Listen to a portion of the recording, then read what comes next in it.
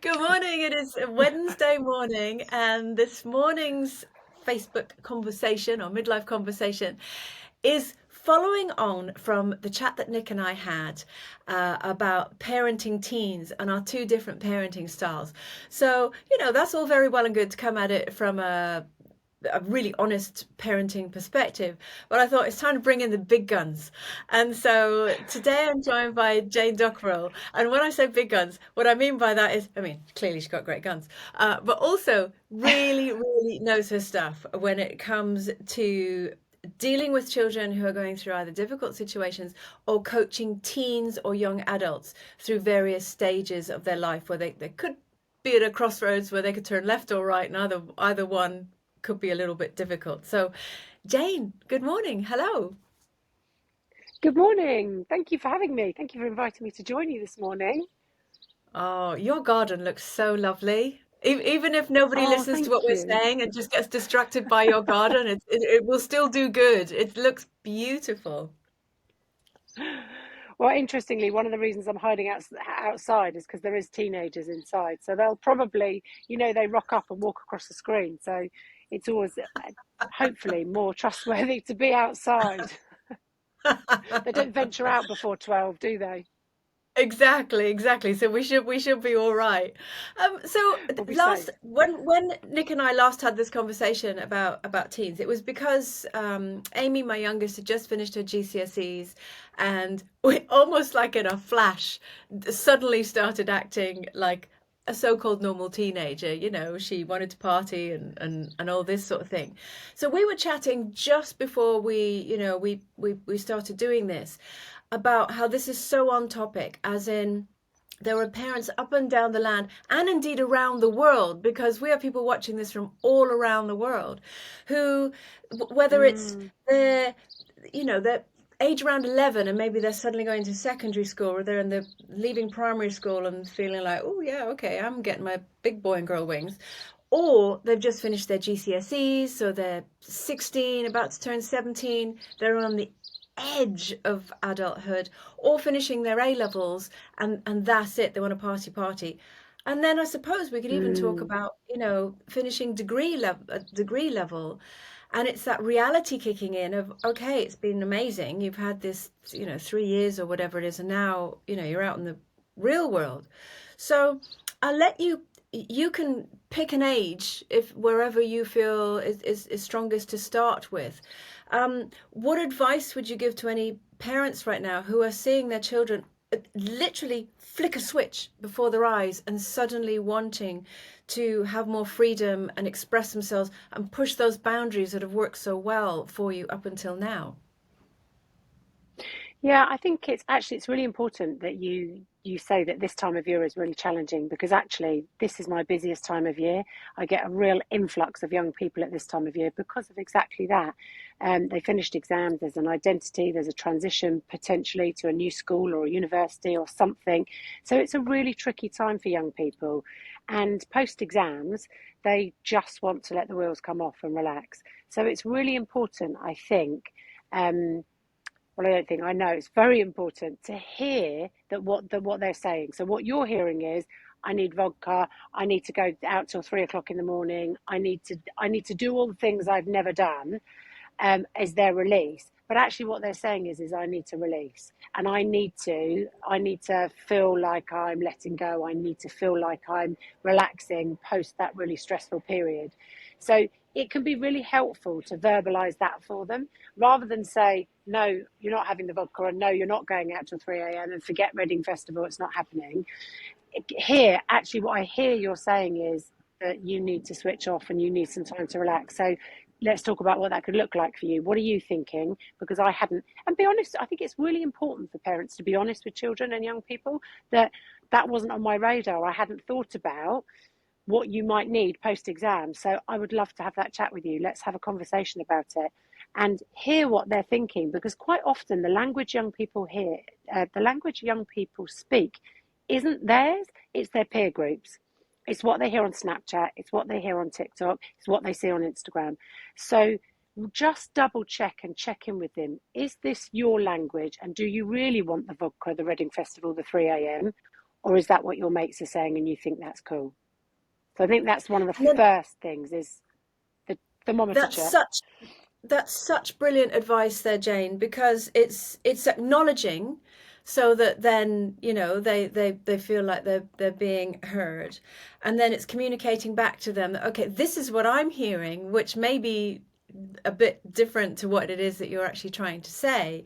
And then I suppose the next stage is, how do you build a bridge between the two? Because as a parent, I'm sitting here as a mum. Nick may have a different view as a dad. Your hair's standing up on end going, oh my gosh, you're too young to go Mm, to a festival. You mentioned Reading there, and I know that is the one that the teens really seem to go for in the summer. It seems to be almost like the first one, where they go away without mm. parents and let their hair down.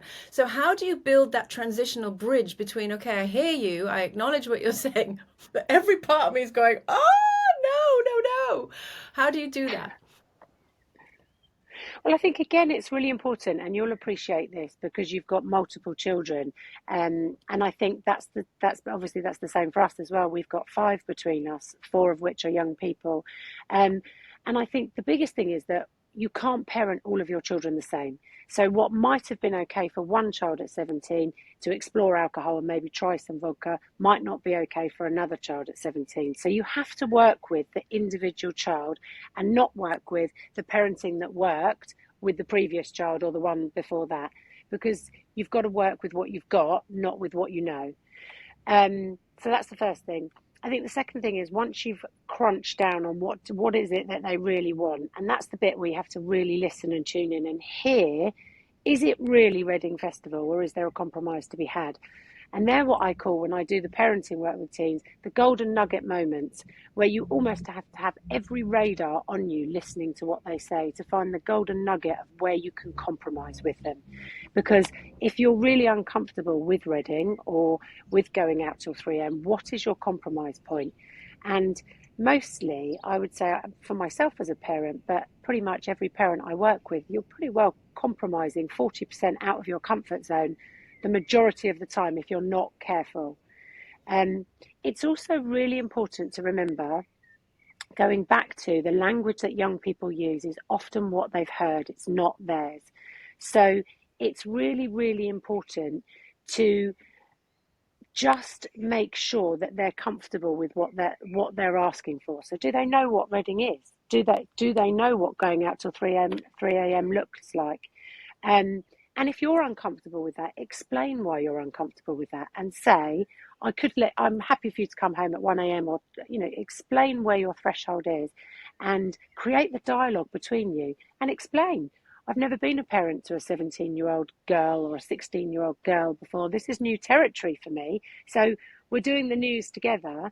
And how can you create the dialogue, which is the bit that you want, to create the compromise? The next layer on top of that is to remember, as parents, what we are doing all of our parenting journey from the moment you have a newborn and this revisits with teenagers is to role model the behaviour you want. So your young people will respond to your behaviour, not to what you say.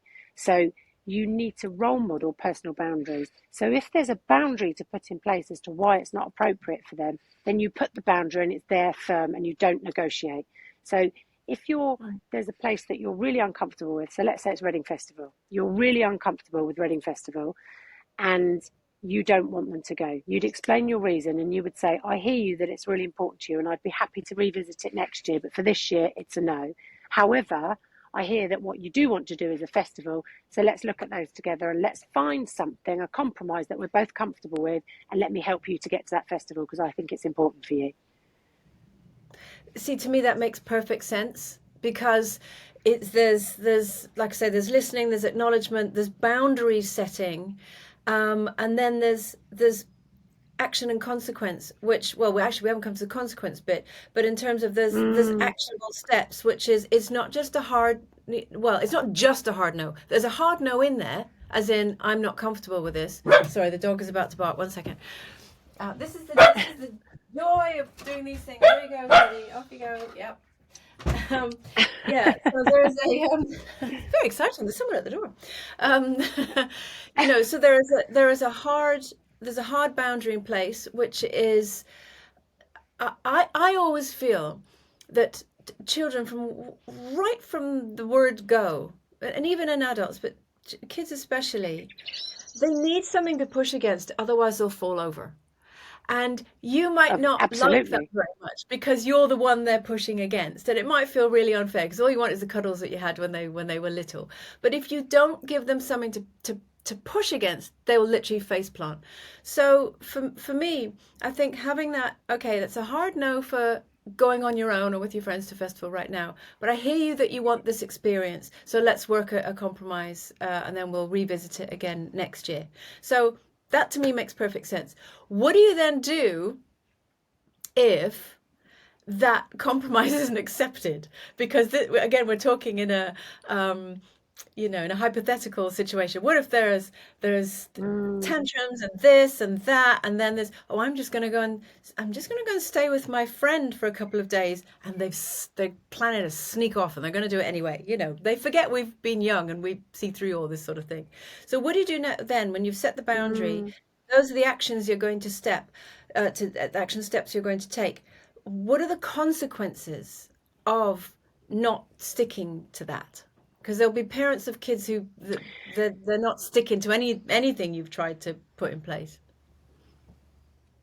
Yeah, and I think that's really important. But for me, parenting gets tricky. If you've got children who've got, let's say, bad table manners, or the basic level of respect between parent and young person is not there, you can't parent here when it's really tricky, when it's not right here. So then you've got to go back to foundations. So those are the conversations that you need to start to have about, here's my boundary. And again, remember, boundaries make children and young people feel safe.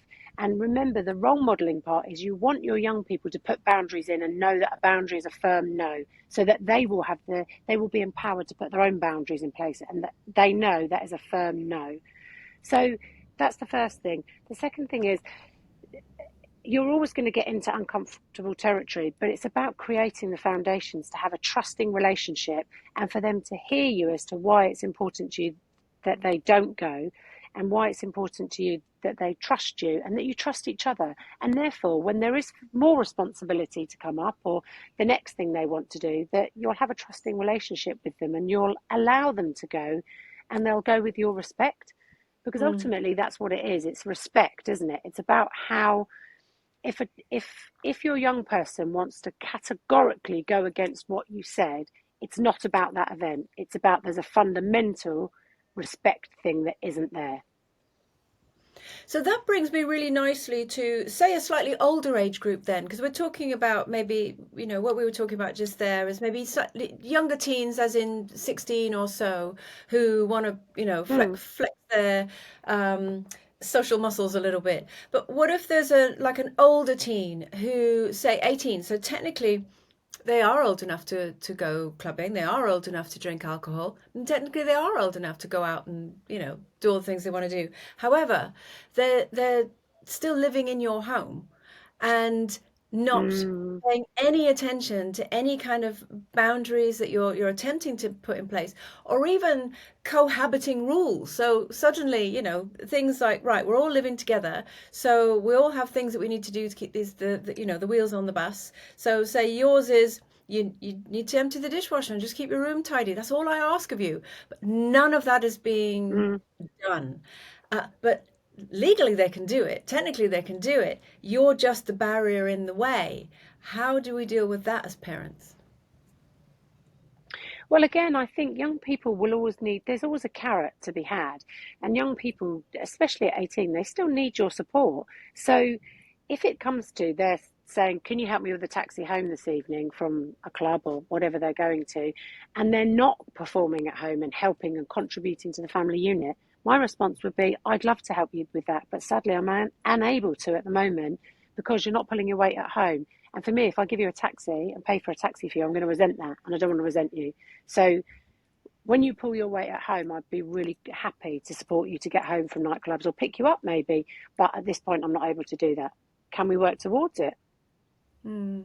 So remove the anger, um, deliver the expectation, and they'll always ask for something. Young people do. There's always something they want from you. So you then have to toe the line and say, whilst I'd love to give you that, I'm not able to. Or, allowances and things, they might need to be looked at. There might be, if you're paying allowances and they're not contributing, then why are you enabling? We quite often as parents, we enable young people's behaviour, and you have to do a check in with yourself of how much of this am I enabling? None of us want to be banging on about dishwashers and washing up because it's so boring, but ultimately it has to be done and everyone has to contribute. So it's about diffusing the anger and the resentment and creating, again, the boundary word, the really firm boundary. And also there has to be some my house, my rules. If you're living under our roof, there are certain rules. When you live in your own house and you're out drinking, you can do certain things, but in our house, we're asking you to respect those rules, and that's not acceptable. So again, I think it's all about, it comes down to the same thing. It's all communication, really crystal clear communication about what your expectations are, what you will tolerate, what you won't tolerate, and what's expected of them as a contribution to the family home and the family unit. I think that then leads really nicely to my next question, which is, at some point your kids are going to leave home, and you may have had an idea in your head as to how that would look. That either they may go on to further education, and then they find a job and they move away, or they may not. And again at 18, so legally they absolutely can leave home. What do you've dealt with families, parents and young adults who have been in incredibly challenging situations where no one is listening to anybody. Heads are just being butted. There are no boundaries in place, and everybody is, everybody's defenses are up, and everybody's feeling very angry with the other side that they're not listening to them. Meanwhile, they're not listening either. Nobody's listening to anybody. So, at what point actually is leaving the family home actually the either an answer to that problem, maybe a good solution to problem behavior? And it could be problem behavior on both sides. It could be the parent and the young adult who's sort of pushing boundaries.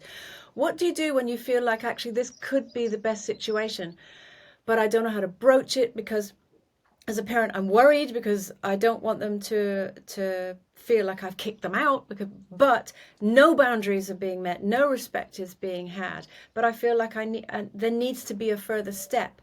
What do you advise to families who find themselves in that situation? Again, first of all, the initial point that you said was about when heads are butting and no one's hearing anyone. The way you restart communication is you find the two or three things that are really fundamental to you, that are non-negotiables, and you go there. So recently I worked with a family where there was a child vaping in the house, there was a child, there was lying, and there was lack of respect. So those were the three things you start with. You can't fix the big things, like I said earlier, until you've focused on the little things. So in order for you as a parent to feel like you've exhausted every opportunity to make this right and to create that relationship, because I say to parents all the time, you're only ever as happy as your unhappiest child. And it is so true as a parent. So really, really crunch down on what's important to you and have that conversation with your partner. Forget the drinking and the big things. What are the basic things that are the foundations of a really important relationship with you and your young person? So, and go there and say to your young person, here's the things that are the non-negotiables for us. Can't do the lying, can't do the vaping in the bedroom, can't do the low-level disrespect, need to be heard and seen. We all need to be heard and seen with each other, and communication needs to be respectful. So I would start there. If you explore that for, let's say, 2-3 months and there is no change, then there has to be a consequence. Like you were saying, Andrea, that there is ultimately a consequence for behaviour, and for young people, natural consequences are most helpful. So at that conversation where you were saying we're going to work on these three things, I would also be saying, look, We want to continue to live together and to make this work. But if it isn't going to work, then we have to accept it isn't going to work. But let's all give this one last shot. Let's try this, and let's hopefully we can live harmoniously together and recreate a respectful relationship with helpful boundaries for all of us. And that language is really de-armoring, because everyone takes their armor off and is like, right, the fight's over.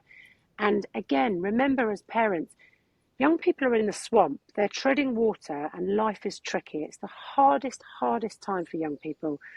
Throwing them an empathy ball and an empathy life ring, you are saving their life. So by hearing them and saying to them, I know life's tricky for you right now, and understanding them and drawing them into that calm, you are offering them the biggest lifeline that they can have. And also role modeling calm behaviour, that this is how we resolve things. We don't all shout at each other and lose our rag because we can't hear each other. If we're not hearing each other, stop speaking. There's no point in carrying on speaking. It's a waste of everybody's time. How do you deal with families who have found themselves in this situation and the parent doesn't have the language to be able to articulate that, but also the temperament to be able to follow that through? Because it's a, you know, when everything you were saying, I was thinking that makes perfect sense actually, because the actions and consequences are exactly the same as, if you don't do this, this is going to happen and it's going to get real. But it's the language and the tone that you used with how you said it. It was the same thing, but it was in nicer clothes, if you like, so it didn't feel quite so antagonistic, which allows a forward fall, you know, fail forwards and all that sort of thing. So, but what would you say to parents who maybe don't have that language and don't have the temperament to be able to keep calm when they are absolutely at their wits' end, because this has been going on for months and months and months, and that paper cut effect of lack of respect, of total lack of respect, total disregard for anybody else's feelings in the house. And you know, we all know as young people, because we were young ones, that's what the kids forget, we were young ones, you know, the world revolves around us and it's all about us and our little bubble, and we you know, so we can't blame them for that necessarily, because you know, we've all been there. But as a parent, what sort of tips could you give to anyone watching who's thinking, I'd love to be able to do that, but sometimes I just look at them and every part of me rages and I can't say it in that way? That is the beauty of life coaching, and that is the beauty of bringing in someone independent who can sit there and hears what everybody's really saying, not the anger and the ego-led stuff, which is what we hear as parents when we're, like you said, when emotions are higher and you're in the middle of it. It's exactly what you hear. You hear the anger and the resentment, whereas actually, when I go in as a coach and do family sessions, what I hear is what people are really saying and what's really important to people. And then I refer back to them and say, well, actually, Andrea, what I hear you say is this. And I would go around the family. But I also appreciate not everyone can afford a life coach, and that's not always an option for everybody. So in the absence of being able to bring in someone external, I would say that the first thing is to have a conversation, if you're co-parenting, to have a conversation with your co-parent, because you need to unite somewhere. Because again, we're talking about, this is the most vulnerable time in our lives as being a young person. So young people need to feel safe. So where, as much as possible, you need to be united. But also on the little things, it's helpful for young people to see that you disagree on those things, but you're going to find a way forward. It's how you de-armor everybody and calm down the language and the tone. And it's about really understanding what's important to you and what are the things you can't that are the non-negotiables. So like the lying with this family I talked about, it was an absolute non-negotiable, and there was a lot of emotion there. And the dad was very angry, couldn't tolerate the lying at all. It was the one thing that really made his blood boil. And so for him, we found what was really important. So understanding yourself as a parent, what is really important to you, and how can you just almost throwing the towel a little bit to find a way forward. Because again, whilst they are young people, they are adults, you will always be the adult in that relationship and the parent, and therefore the one that has to lead the situation and draw them into your calm rather than drawing them drowning in the swamp. That's such a good analogy because that's what ends up happening is actually everybody's drowning. Nobody's Yeah, actually helping anybody because everybody is yeah. drowning. Yeah, you have to Mm. keep your feet firmly on the ground so that they feel safe. Because if you're safe, they'll feel safe. So it's drawing them to your calm and leaving them in the swamp and helping them out. I mean, you may not have any, but can you think of, say, three things that you would say to any parent? Now, I'm talking across the whole age span now, and not in a specific scenario. But if your child, who is, starting to flex their muscles a little bit, they know the buttons to press you. They've known what buttons to press you since they were tiny babies. They've figured out very quickly what really gets you riled up. Mm, And it is, being a parent is an endurance test in hold. But sometimes when they are really young adults and they press those buttons, it is hard to stay calm, focused, detached, the adult, all of that, because part of you reverts straight back to being a child and you want a tantrum and you want to shout back at how unfair it all is. So, what would you say, or say three hacks that a parent can use to diffuse a situation from themselves? So, and I'm even shutting my eyes here because sometimes even shutting your eyes and not seeing it helps. Um, to step away, calm yourself down, revisit, or whatever, so that you can keep the conversation on track. Because once it's derailed, it's so much more difficult to get it back on track again. um, okay, so the first thing for me would be empathy. That is your key to their heart and to diffusing. That's almost like letting the air out of the balloon, is find something to empathize with them. To say, I hear that that's really important to you. I understand that when I say no to you, that frustrates you. Here's something that understands their language and that where they're at, because that is your meal ticket into grounding back down with them, without doubt. Um, Stand firm with personal boundaries, as hard as they are to implement. Remember the role modeling piece. Remember you're encouraging your young people to use personal boundaries effectively. So use yours effectively. So say what you mean and mean what you say. Um, and the third one would be for me is, whilst you're showing empathy to them and where they're at, draw them into your empathy rather than do that toxic gratitude thing of, well, I do all this for you and what do you do for me? That's toxic. Don't go there. Say to them, I'll be really honest with you, I've really struggled with arriving at this decision, or actually, this is new territory for me, so I've had to take a bit of time on it. And that's the other thing. There's one more, that's four. Um, Take time. If you can't make a decision on something and you feel uncomfortable and under pressure, park it. Nothing helpful, I do this all the time with my clients, nothing helpful comes from a place of heightened emotion. So say to your young people, I need to think about that and I need some time on that. Can you give me 24 hours, or give me a couple of days and let's sit down and talk about that. But I need to process that. So give me a couple of days. And again, you're role modeling calm behavior. You're role modeling self-regulation of the emotional and nervous system, which you're doing with your newborn baby, and you're doing right the way through. So it is that role modeling um, of the behavior that you want. That's brilliant, Jane. And one more So thing I would good. say. Just thought, sorry, Go on, go on. I have one more thing. One more thing.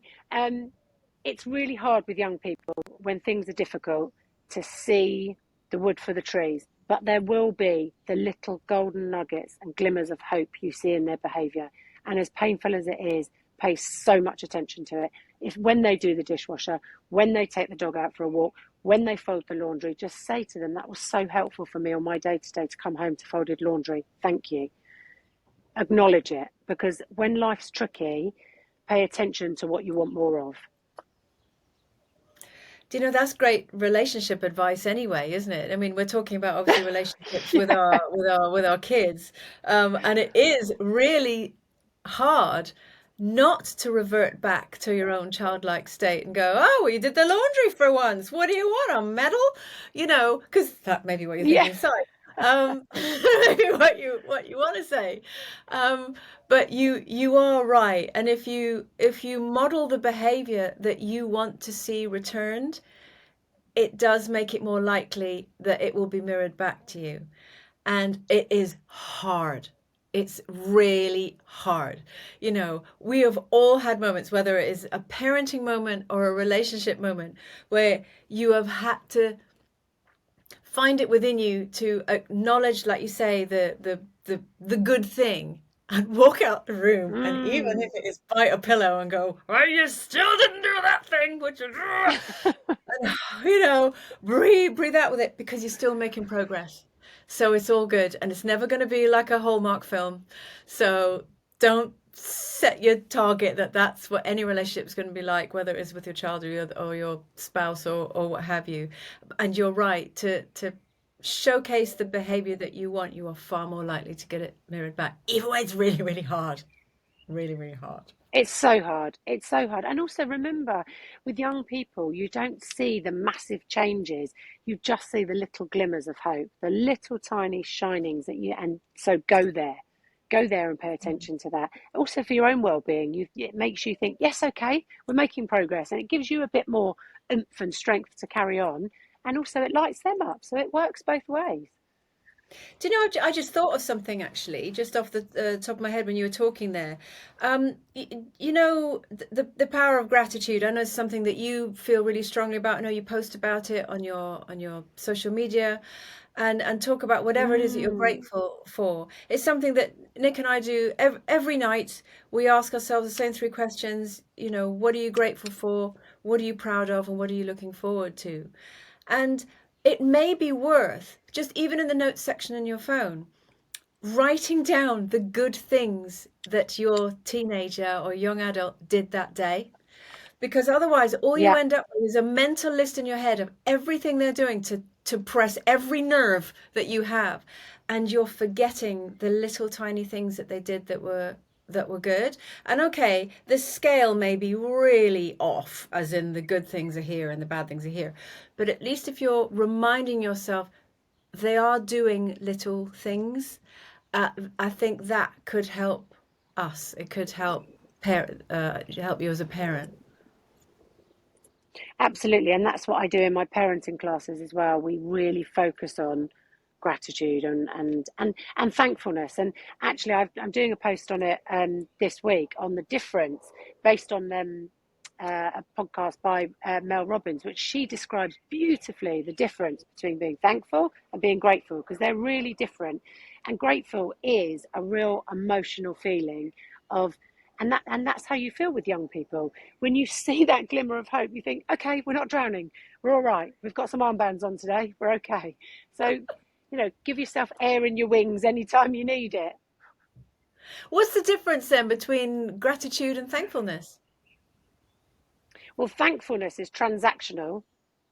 So you would be thankful for, I'm thankful for the nice things I have. I'm thankful for the nice clothes I wear. I'm thankful for the gym membership I have. I'm thankful for those things. Gratitude is when something tricky happens and you learn how to manage it differently. So um, let's say I'm trying to think of an example now. Um, so something happens in a relationship with your partner or your child, and you process it, and then afterwards you think, I know now the skills I need to manage that. That's the gratitude. It has a deeper emotional connection, and it's a lasting. Mel Robbins describes it as a lasting effect and also a not expected. So you didn't expect to feel positive or gratitude in that situation. Brilliant. I'd never thought of it I that don't way know if that before. made sense. It does. It makes total sense. And I realize I've kind of been combining the two, which is fine. You know, it's all good. Whether you're thankful or grateful, it's all good. But it is nice to understand that, and have that little point of differentiation between the two. I know when I've been experiencing low points in my life. it's been really, really challenging to think of something that I'm grateful for because I kind of hate the world and Mm. I hate everything and I'm feeling very, very sorry for myself and sometimes with good reason because actually there's terrible things happening. So sometimes my gratitude has been really grateful for the cup of coffee I had this morning. It was just right. It was exactly how I like it. And I'm really grateful that I had that cup of coffee this morning. And and sometimes I'm just grateful that I got through the day and I love my bed. And that is enough. So yeah, it's finding those little Yeah, tiny little absolutely. moments. Jane, you're a legend. You're so great. You're so good at Thank what you you. do. It's the truth. You're so good. If people are want to find out Thank more you. about you, where can I'm going to put your links and everything up here anyway once we're done. But where can people find you and reach you? So my page on Instagram is and on Facebook is Be Free Life Coaching. I do life coaching predominantly with young people, families, and women. And I'm also a Reiki healer. So I do a lot of Reiki with young people too. Reiki can be fabulous for young people. So, yes, those are my pages. My WhatsApp number, I'm also happy for you to post my number as well. So, WhatsApp is a good way to communicate with me. Um, so, yeah, by all means, get in touch if I can help in any way. And I offer everyone a free 30-minute consultation call to check in whether it might be helpful for you to explore coaching. So, if that would be helpful for you, just get in touch.